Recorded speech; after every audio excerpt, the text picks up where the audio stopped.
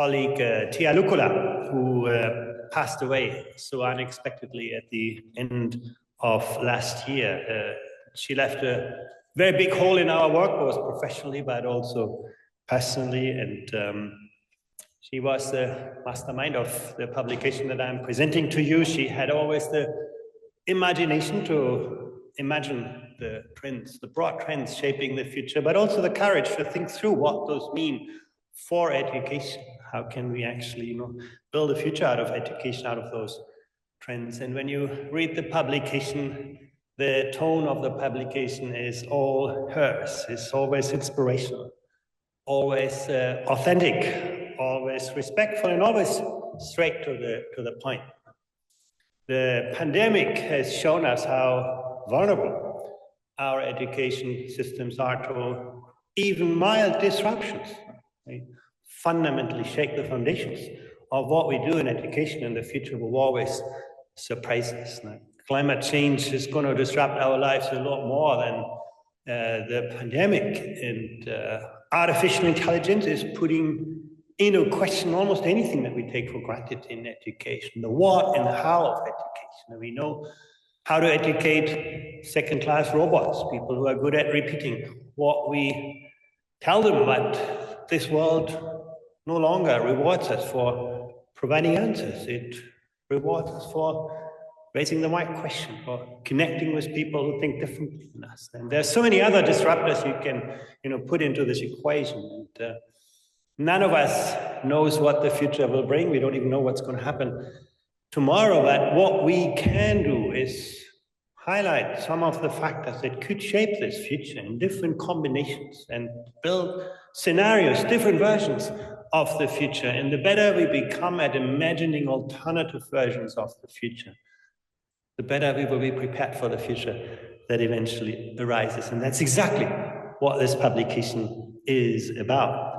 I'll start with something, that is very apparent around us when it comes close to that, global conflict being on the rise. And that's not just, big interstate conflict. It's often also internationalized interstate conflicts. And that, obviously has massive implications for the people directly affected. If you look at South Sudan, if you look at Ukraine, if you look at Gaza, but it also has, big effects on education around them. These are the forces that pull resources from the future and push them into the present. We need, money to fight a physical war and take that money away from fighting the war with the future, with artificial intelligence. That education is about that. So I think it's a big disruptor for what we do. And it's also, fueling, putting people on the move, both for labor migration and then also asylum seekers, that, raises the heat in many countries and creates other types of pressure, including that educators, find increasing diversity in their classrooms, those kinds of issues, and directly at the doorsteps of education, not just in our societies. Another implication that you can see very clearly is that, global trade is slowing, and we are putting up more and more walls. Protectionism is on the rise. That is a very, very clear kind of, when you look at the rise in harmful trade barriers, barriers that we put up to interact with each other across borders. This is a very, very significant change. And once again, those walls will be visible in education in different forms. But there are some good sides as well. We should not overlook them as well. When you look at actually the capacity of researchers to work with each other across borders, willingness to, you can see, you compare the figures with 22 and 2008, you can see in every part of the world, we see more people collaborating on answering the big questions. A sort of globalization in another sense, people working together across borders to solve the biggest questions of our times. So what does that mean for education? You can ask yourself that question. The first question is, how can we build greater resilience among learners? Can you reimagine, rebuild your future every day when you wake up in a new world? In the past, we used to learn to do our work. Now learning is that work, and not just, learning content, but learning to reposition ourselves and finding our right place today and tomorrow in a different context. How can we support those who come to our country as migrants, making sure that they get a very strong foundation? How can we build, that kind of capacity of us? How can we, hopefully, prepare this next generation to build the big, economic and social institutions and models that will work for all of us in this future, in this interconnected world? Big questions for education that concern very much, the ideas of human flourishing that we will be discussing here today. Let me talk about a second topic, work and progress. Some really positive trends, when you look at the big climate agenda, people debate it in very heated form, but at the same time, there's real progress. The world is changing. You can see very clearly that, employment in the clean energy sector has now surpassed employment in the brown energy sector. People are on the move. They change jobs. They deploy their skills in different ways. That is the reality, the positive kind of forces that we see, whatever the political debate about those kinds of things might be. We see artificial intelligence still tiny, The hype about AI is still way beyond the reality when you look at, jobs available for this or jobs directly focused on AI. So, but it's changing. It is something that we see a clear evolution, and when you look at, skills, maybe, modest rise, but job postings, we can measure them. But, look at the scale, it's still tiny shares of employment, but growing ones. And again, most big changes in our societies start very, very slow, and then suddenly, they rise up and change the world around us. But it's certainly something, that we should be taking note of now. This is a chart that is perhaps hardest to believe. We work less and less and less and less. Varies a bit across age groups, but particularly about the young people, they make different choices between, work and other things. Is our education ready for that? Are we preparing people for a life beyond work, for a life beyond the instrumental uses of the skills that we educate? Good question. This work-life balance is clearly changing, and again, we can expect that to change further through, new technologies, artificial intelligence. There will be a time where we need to devote a significant share of our lives to other things and simply, producing things for other people. Are we ready for that? Good question to ask. And if you ask yourself, what about education? How can education at all levels support this skills transition? And, the energy sector is a really interesting example. This is not really about just learning new things. It's also about learning to deploy your skills in new contexts. We have big issues about that. People from the brown energy sector are having a hard time transitioning to the green energy sector. We had that during the pandemic. We had a lot of people in the hotel sector not finding jobs, and at the same time we needed the same people with the same skills in the health sector. We couldn't move people easily around. I think this is something that will be with us more and more, the capacity of people to deploy their knowledge and skills differently. How can education help learners develop a sense of identity, a sense of mission, a sense of purpose, personal agency? Can you mobilize your cognitive, social, emotional resources? Really big question. When you look at evidence and data, we're not doing that well on this. In fact, we have seen in some countries a decline in agency. They still have, education, a kind of consumption process where you learn something but not build that agency. The kind of social and economic gaps, that we see around us, will education be the antidote to that? Public policy provides us with so many tools to mediate the consequences of inequality. We can use tax policies, redistribution, take money from the rich, give it to the poor. That's all easy to do, but very expensive and not that effective. But education is perhaps the only concrete tool that we have to address the sources of inequality, putting people in a level playing field, giving them that agency. And with redistribution policies, you can deal with the economic consequences of inequality. That's the easy part. But what about the social, the civic consequences? People who can no longer meaningfully take part in social democratic processes. Real questions, I think, that education will have to answer. And inequality in education is no longer just an economic question. It's very much a question of the future of our societies. And that brings me to the next part of the book, voices and storytelling. We exist as a human species because of our ability to tell stories. Many things around us is built on, believe in those stories. Our money, our national borders, they're constructs of our imagination. They don't exist in the real world. We believe in them, we make them happen. And this capacity of humans to build those narratives is very, very important. And what is quite clear is that traditional forms of participation are on the decline. You can see voter participation.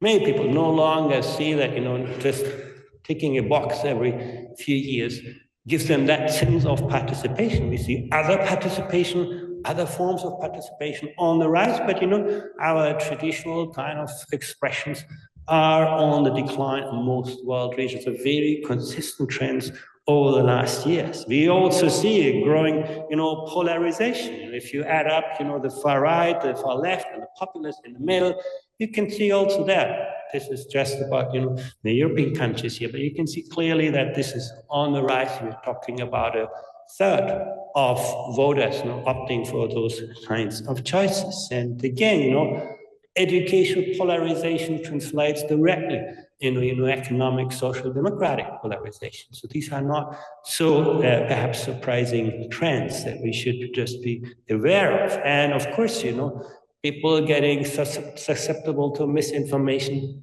disinformation, distorting, democratic processes. It is harder these days. When I went to school, reading was so simple. I had a school book and people told me to, read and believe what is in there. I could trust that information. That was an easy world. Today, when you're a young person, older person even, you get 100,000 answers to your question and nobody's going to tell you what's right and what is wrong, what is true, what is not true. Our capacity to process information is no longer about extracting it, but to construct knowledge. A very different kind of skill set. And contrast that with the findings from our PISA study where less than half of 15-year-olds are capable to reliably distinguish between fact and opinion. That is something, that will, clearly influence education. So what does this mean for education? How can education empower people to effectively address what is important to them? Understand, if education just achieves to help you understand why you are here on this planet, what do you want to achieve? What difference do you want to make to this world? Where are your unique talent? How you can leverage them? How you can develop them? And how can you put them to use to serve a social purpose? Now, those are the big questions that education should help people to answer. How to learn as, online activities shape creativity, self-expression. What are the limits of education in addressing polarization? Where do our roles begin and end? But also, once again, navigating ambiguity of our types, distinguishing, different perspectives. Can you appreciate different ways of thinking, different ways of working, and still find orientation? I think very, very important in a world in which narratives, are no longer shared by our communities. They are shared by parts of our communities. This is going to become increasingly important. And last but not least, the physical world, bodies and mind. You can see artificial intelligence, becoming a really important force. And in this case, a force for good in the medical sector. Actually, diagnosis, all of those kinds of things are becoming so much more powerful, so much better through the use of technologies. And there are many other examples, but at the very same time, we also see, digital addictions on the rise. Very, very clearly, smartphone addiction. If you saw from our, last analysis on social emotional skills, the very strong correlation that you see between smartphone use among young people and, sense of loneliness, sense of unhappiness with life, poorer kind of cognitive outcomes, or social emotional outcomes. We don't know, what cause and effect in those kinds of things, but there is a very, very clear relationship between technology intensity in our times and those kinds of outcomes. And you can call those things addictions, when you look at the share of 15-year-olds in PISA who say, I cannot concentrate because my smartphone distracts me or my neighbor's smartphone distracts me. These are becoming very real kind of phenomena that have a big impact on what you do as a teacher in the classroom. And you control what's happening in school. People find their solutions to this, but then there's a whole story at home. And cyberbullying adds another dimension to this. I think they're all real phenomena, and maybe that raises this question of mental health. You can see that mental health has made it to the top of concerns. You hear that everywhere. Schools now discussing not just academic outcomes, also social emotional outcomes. Many other things we are less worried about than we were in the past, but this question of mental health is very, very clearly very much at the top of the list. And then, here's just another example, another dimension on this. We've seen very, very little change in, who does homework, housework. You can see very clearly that is still predominantly something done by women and men in the minority, and very, very little change. The public narrative may have changed, but not that much the reality as we can measure this. So what does this mean for education? How can education contribute to that kind of human flourishing that we discuss here? I mean, the agenda, perhaps when we started this project, it still had a bit of an academic nature, this discussion. Today, it's very real, very central, very tangible. This is the future of education. In the past, we were all born with bonding social capital. The love of family, our neighbors, people who look like us, who work like us. That's very, very easy for us as humans to relate to people. That's how we were born. It is really hard to build that kind of bridging social capital, or how you connect with people who think differently or work differently. People come from different cultures, different traditions. Living in this world is something that only education can produce. That's not something that you are born with. That's not something you necessarily learn in your family, where again, everybody is similar to you. That is what you learn in social institutions like schools. How can we discourage risky behavior, particularly when it comes to the digital world? Yeah, you can ban smartphones, and perhaps that is a good solution in the short term, but in the long run, we probably got to find smarter solutions to reconcile, what is technologically possible with the social needs of people. How can we foster more inclusive attitudes? The people see all the worlds around us, and how can education actually, bridge them? I think that's a really, really difficult kind of questions. And then finally, gender is part of this. Now, this book doesn't provide answers to this. What it does, it really puts up those kinds of questions. And that's really what the idea of this is, to help us understand, some of the broad societal trends that could influence and will influence the future of education. How they combine, something that we do not know, but that, again, something perhaps education can shape. So you'll find different scenarios in this. The scenario that, has dominated in the past is simply things go on in some ways as an evolution of where we are currently, and it's not an unlikely scenario, despite the fact that we might not believe it to be. But we're probably going to see in this scenario an even more fragmented world. We see that disparities, inequalities will continue to rise. That's the natural tendency of this. We see conflict, of different kinds and we see sort of a way work for some, It may work for many, but it will not work for all. There's another kind of scenario that is about, real transformation. In education, we will start to combine space, time, people, relationships, technology in very different ways. Very different from our current institutions. On the globalization front, probably we learn to live in smaller communities that are still connected. That is, a scenario of transformation that to make our world more sustainable. Artificial intelligence is going to fundamentally transform the world, but humans will remain at the center. We may see sort of new forms of democratic participation that enable people to be the driver, the architects of their societies, maybe in different ways, and certainly technology, biotech will have a big impact on this and the way we are. And then there is of course a catastrophic scenario.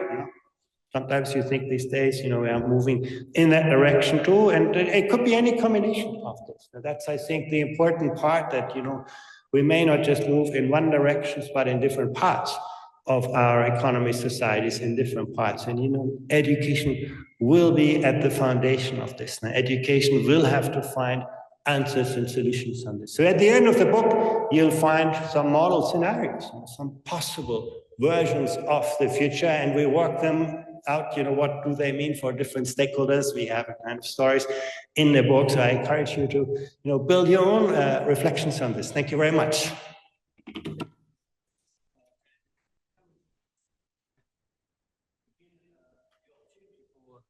A panel of remarkable colleagues to reflect on this edition of Trends. Just before I ask each of you to introduce yourselves briefly, and then we'll go to a question. Andreas, as Director for Education Skills, you've overseen the publication of this triennial document now over a number of years.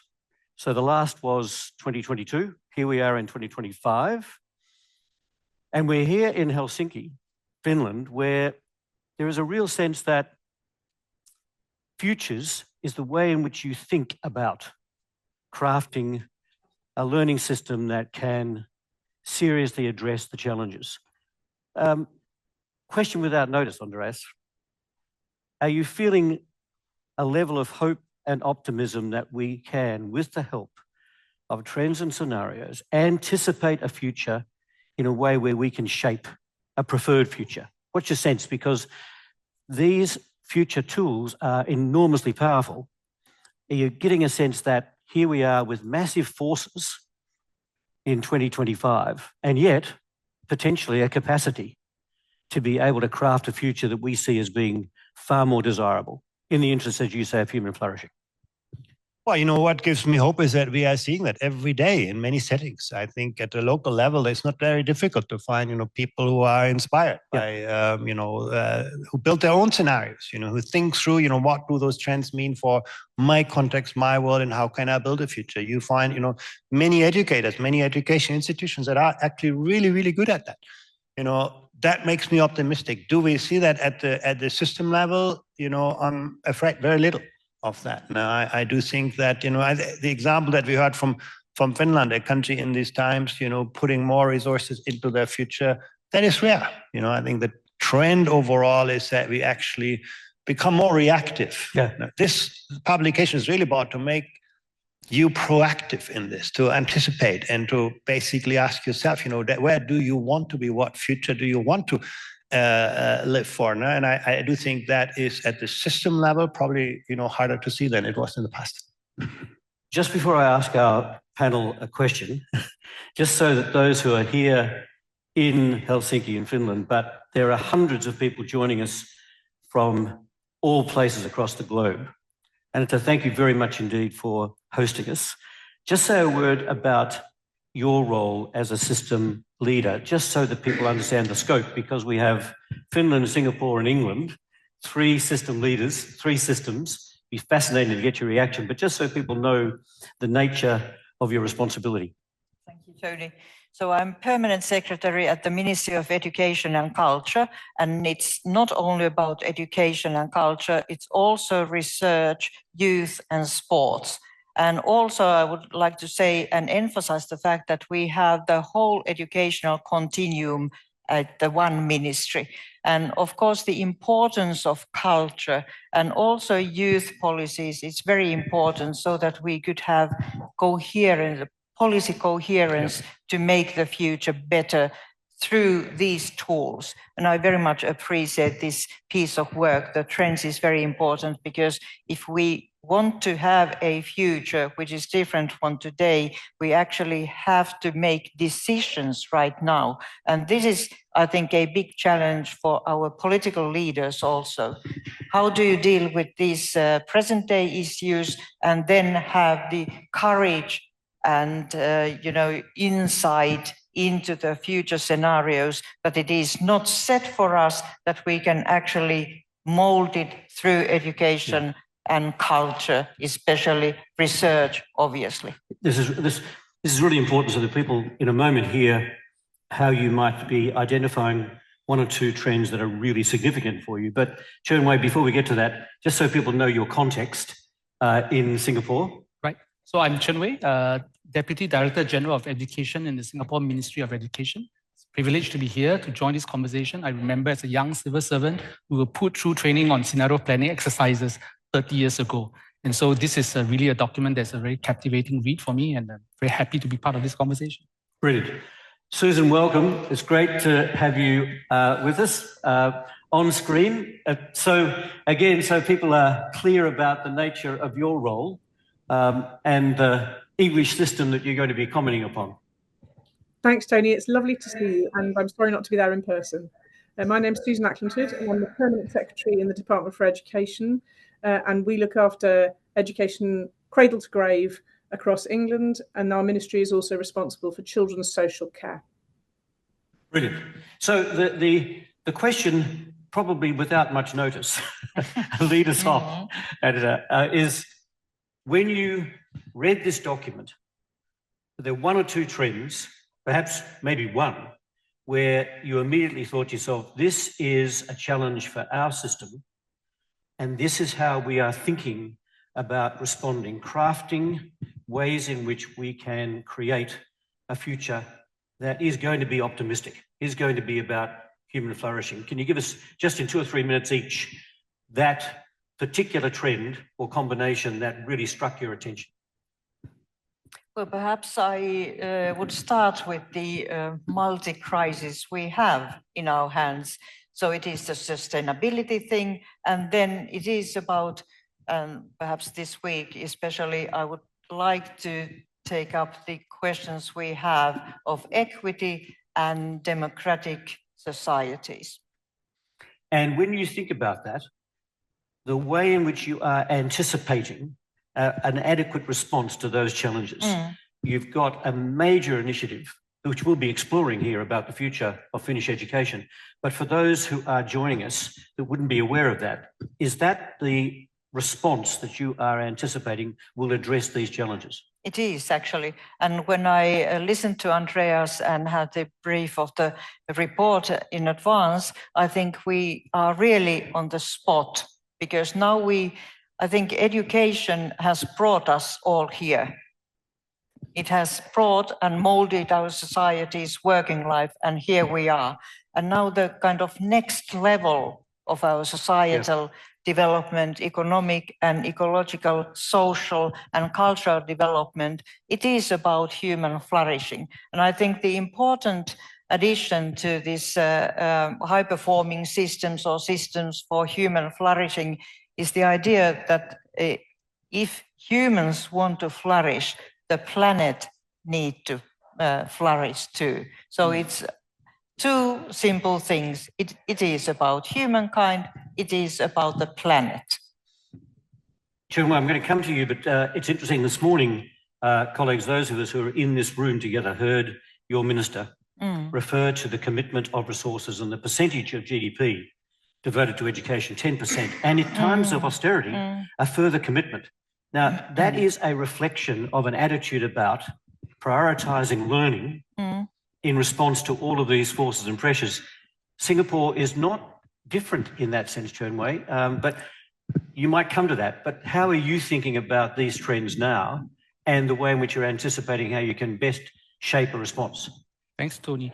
When I read the report, the cross-cutting theme of use of AI in learning really resonated with me, because in our system, we are grappling with the use of AI tools in the teaching and learning currently. When we start thinking about this 6-7 years ago, it seems rather far-fetched and futuristic.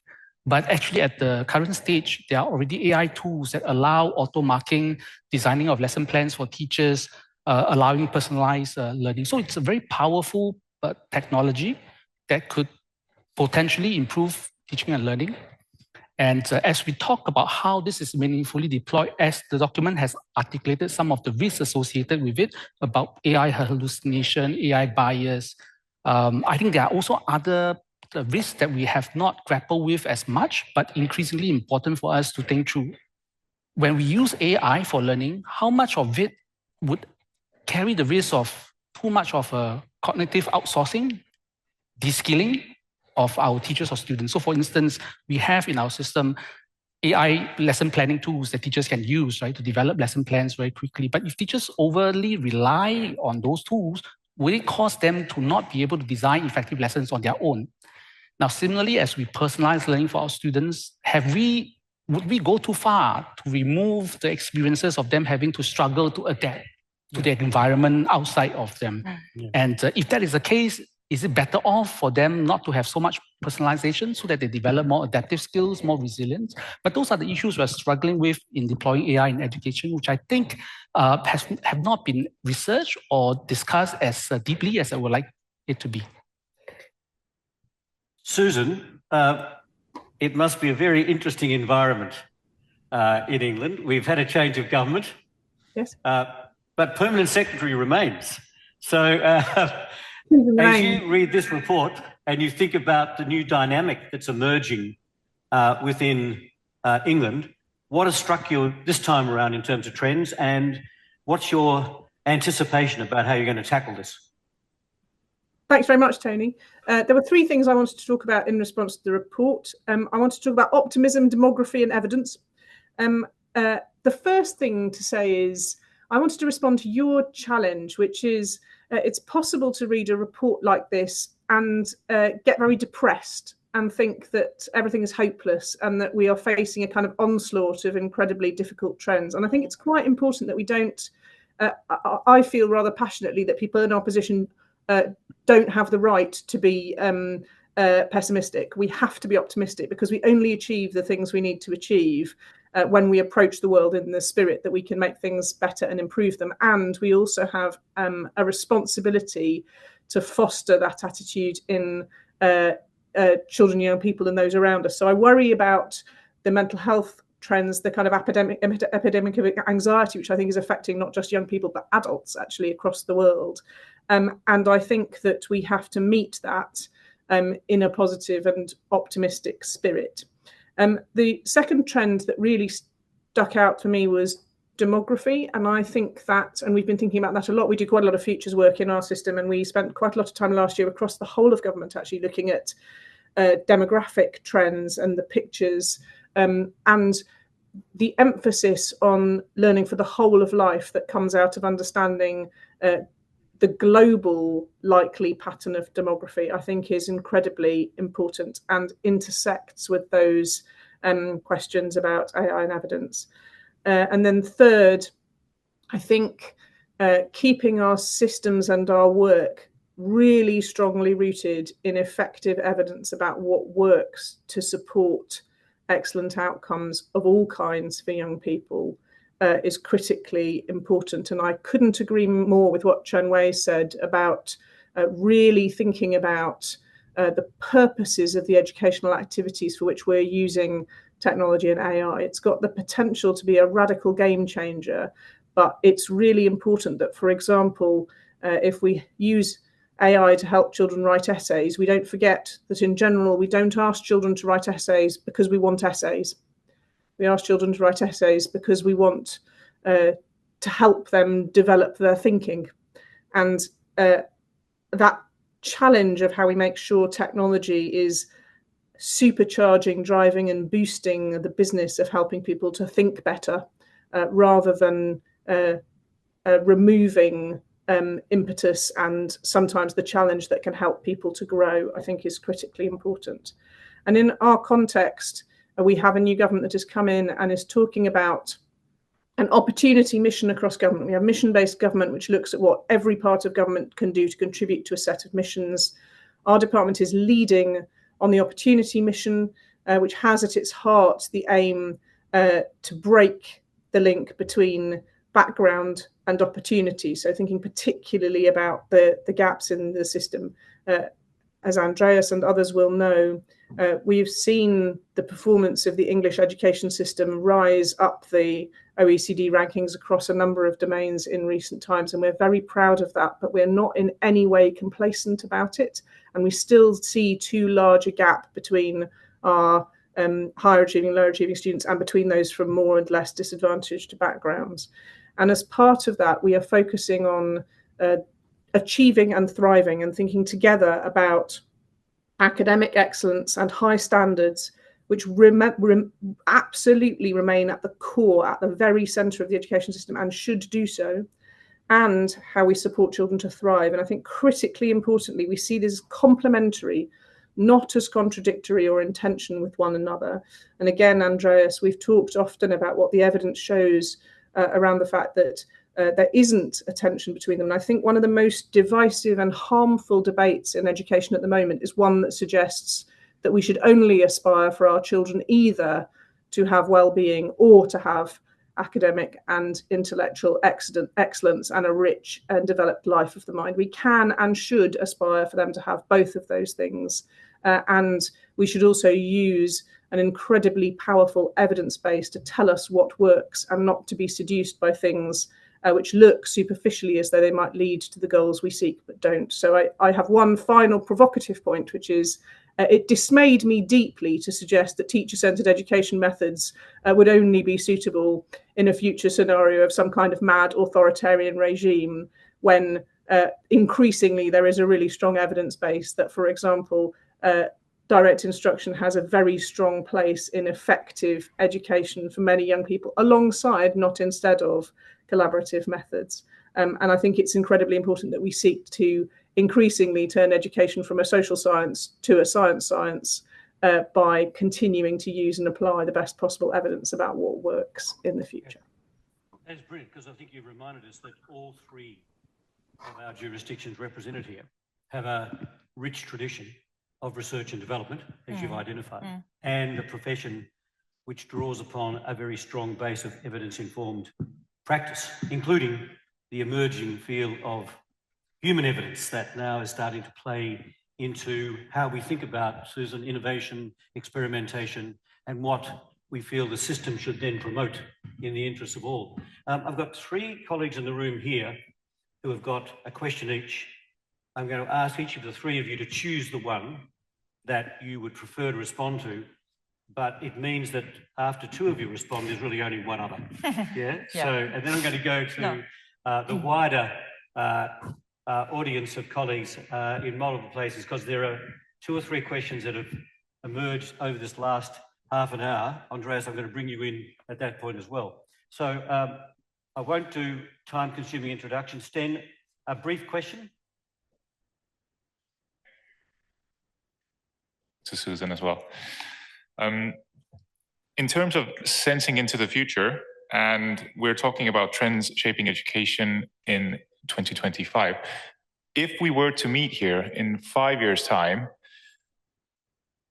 would you expect, beyond maybe deepening of certain trends that we see right now, would you expect to see a whole new trend or something that is emerging that we have not put into words yet?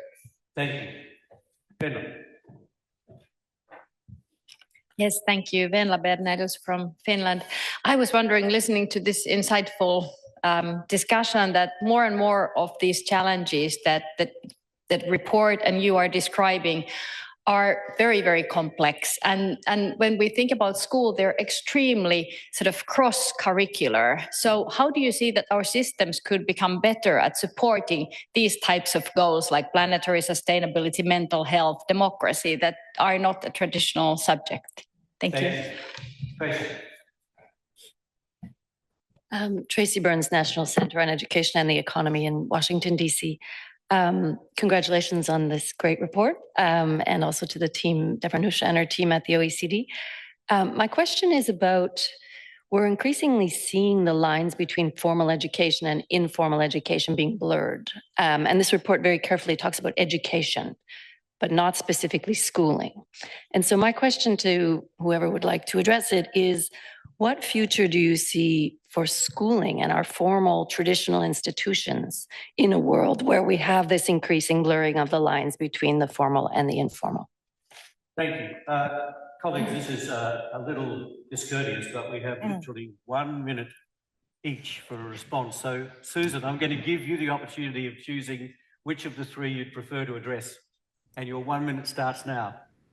Thanks, Tony. I was going to take the one about formal and informal schooling. I think it's really important that we think about formal schooling as a route for those who may not have all of the same opportunities to access informal learning, cultural capital, access to technology. I also think it's incredibly important that we properly debate this question of how we can give children enough collective experience, common frame of reference, and shape and drive the ability to disagree well in a world that is becoming increasingly personalised and fragmented. And that is much better done through formal learning, collective learning, than through individualised, personalised and informal learning.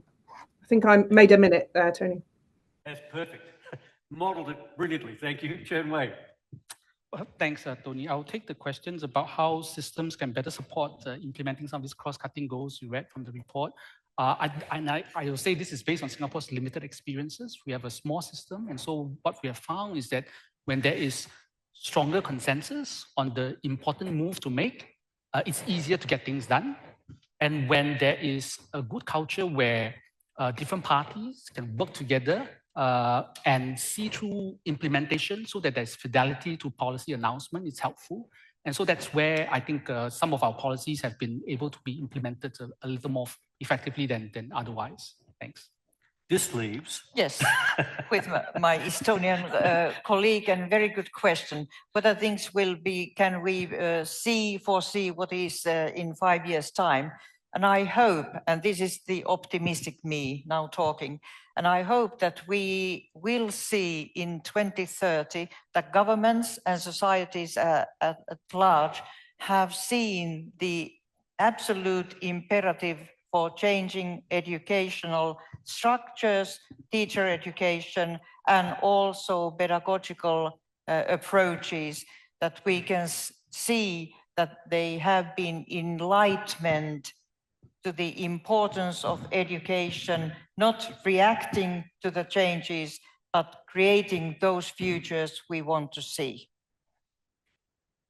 So, colleagues, there are literally dozens and dozens of questions that are coming through from our online audience. I'm going to risk it by suggesting that you might respond to the following three, and then, Andreas, I'm going to keep you for a separate question that's emerged in a moment. So here's your second round of choice. The three questions are: one, what is your sense of confidence about the potential of AI to seriously empower learners, teachers, and the system? So, and this is particularly coming from locations and geographies where we have thousands and thousands, of course, collectively millions of young people out of school with huge range of disabilities in learning and coming from the most impoverished of environments. So, potential power of AI to really help us to advance this agenda of human flourishing. The second question is, do these trends tell us that it is time that we are serious about non-formal and informal education, not just formal? about new learning environments of a different order? Is this really telling us that's what we will need to do? And the third question, I think, goes to something that Susan and others have already referred to. It's the focus on citizenship. Are we seeing, as a result of these trends, an absolute imperative that civic engagement of young people is going to be crucial to the success of our societies, our economies, and our collective well-being? So let me start the opposite direction, give you the preference here of which of those three you might quickly address in a minute. Well, I start with the citizenship because I think, and I would like to point to the fact that last year we celebrated the theme year of Civistus, Bildung, or education in brief English. And it is all about engaging civic society in molding our big systems. And this has historic roots in Finnish and in Nordic, how we mold our societies to keep everybody aboard. And it also helps to kind of make the transition from formal to informal to non-formal learning. And you keep all, not only the young generations, but also the increasing part of our societies, the elderly, within learning possibilities. Yeah. And this is very, very important because what we are lacking is the civic engagement at large. We can see those numbers who voting turn, who still think it's necessary to vote. And then there is this kind of activist movement because we need to have new kinds of forms. But this kind of, building the circle around the fire of the Bildung, keeping everybody aboard and transforming societies. This is the real force. And I think, as I said very seriously, that I want to see the kind of strong impetus coming for change through education circles, but also that we have to convince employers and society at large. We are not there yet. We need to have human capital for economic prosperity without, transgressing the planetary boundaries, but also this kind of human development. And this is done by bringing education to all, available to all. And here, of course, AI comes to help. But we need to be very conscious of the very strong power of AI. If we take a look what social media has done, we had very great hopes that there will be more democratic communication, everybody has a voice, and how we used it. It was on us that some of us choose to be not very interested in these common values, but be lazily following what is there and not minding mis or disinformation. And this is perhaps something that we should be talking about, making use of AI. Does it empower people from different socioeconomic backgrounds in the same way?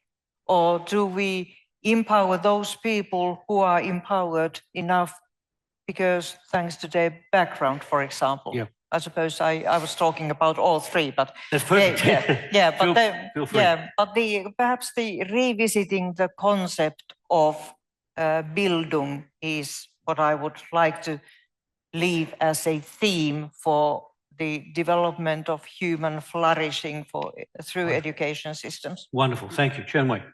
Thanks. Let me choose the questions of whether we feel that AI can empower students, teachers, and I do think that it has a lot of potential to help us overcome some of the traditional constraints in education. So for instance, in our system, a teacher typically teaches about 200 students over a few classes. And if I'm a language teacher and I set an assignment on creative writing, I end up with 200 essays to mark. No matter how quickly I mark, not all the students will get the feedback immediately. And we know in education and learning, it's important to get prompt feedback. By the time a student gets a script back, it may be a few weeks later, I would have forgotten what I wrote a few weeks ago. The impact of the feedback is actually compromised. But with AI, I could potentially give every student immediate feedback. Now, that in itself, I think, help us reimagine the possibility of what teachers can do with students. And I think it has a profound impact going forward if we deploy it intelligently and responsibly to radically change the nature and the quality of education our students get in the public school system. And just to be clear, how would you rate the potential significance of this? Are we talking about seriously game-changing technology? It will not be just another incremental improvement. It is something far more significant than that. How do you capture it? I do think so. In our system, no matter how much we try to do to recruit more teachers, there's a limit. Yeah. And it's difficult for a teacher to personalize learning in the class, yes, no matter how much you try to reduce it further.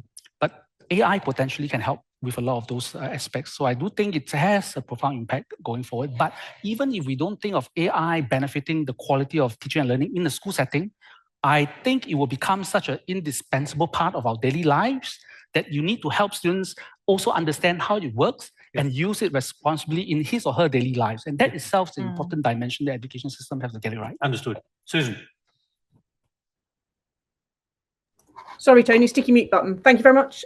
I think these themes are really interlinked, which is why we all have ended up answering all of them. And I'll try not to repeat things people have already said. I think the potential of AI is immense, but I think we must not check out our own brains as we think about it. And that's as educators, as system leaders, and as students. And for me, it's a scalar. It's an accelerant, and it's also got the potential, as Chen Wei says, to really help us to focus the activity of teachers and students on some of the kind of most important activities. But I think we have to be incredibly thoughtful and intentional about what we are aiming to do through each of the use cases that we put it to. And I think it gives us a real challenge with our evidence paradigm. So again, I can see a couple of questions in the chat about what I mean when I talk about science and evidence. I think getting more friendly to the idea that we use tools like RCTs, that we properly test the things that we hope will work and see whether they really do work.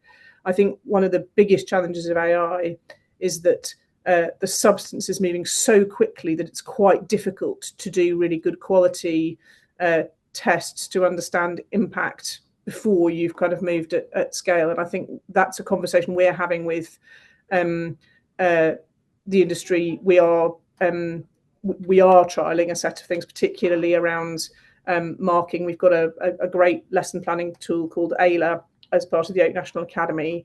But we're really focusing on how can we make sure we continue to understand impacts, evidence, and outcomes from the work that we're doing.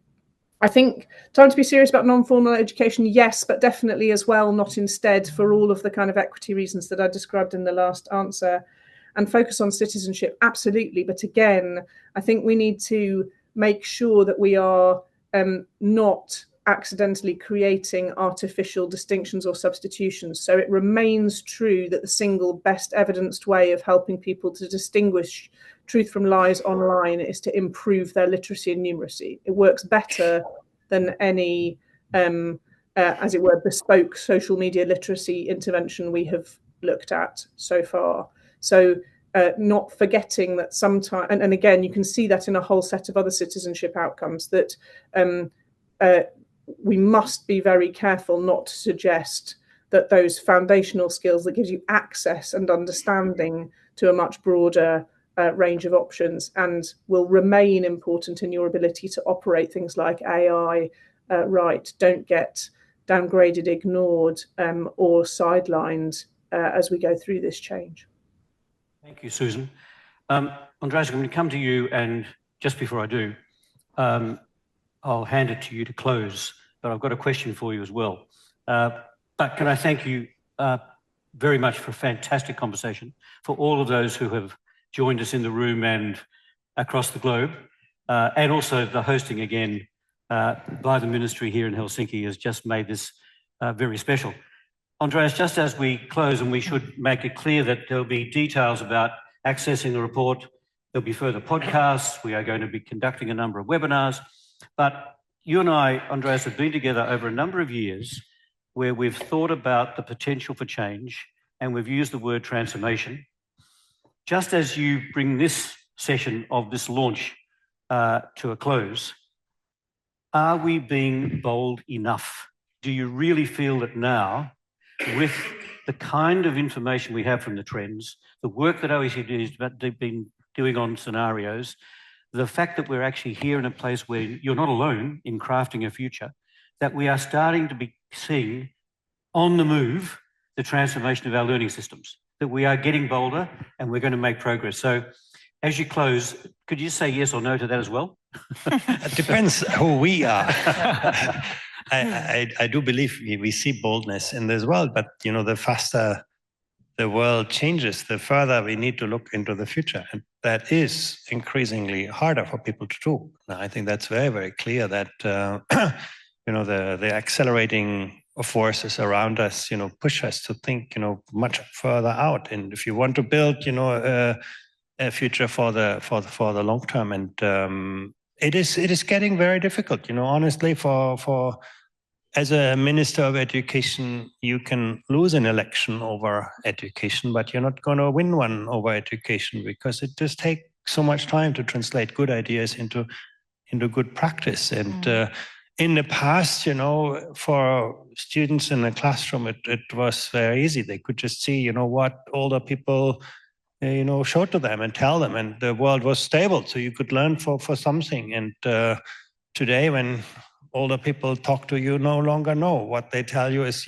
timeless wisdom or just outdated bias. I think this is getting harder to be bold. At the very same time, I think you see many young people taking the courage. Just before the end of the year, we had our first student summit at the OECD with close to 500 young people actually coming together and talking about the future. And they certainly were very bold. They actually, did not ask, how do we reform the current systems, but they asked themselves, they ask us, how, should we redesign education to enable us to be ready for the future. So I think there is a lot of boldness there. I think those kinds of trends give us the possibility to imagine the future. And I think that's really, all what we expect from this publication, to get people to think, what are the factors that could shape the future in different combinations. And yes, Estonia raised the question, will there be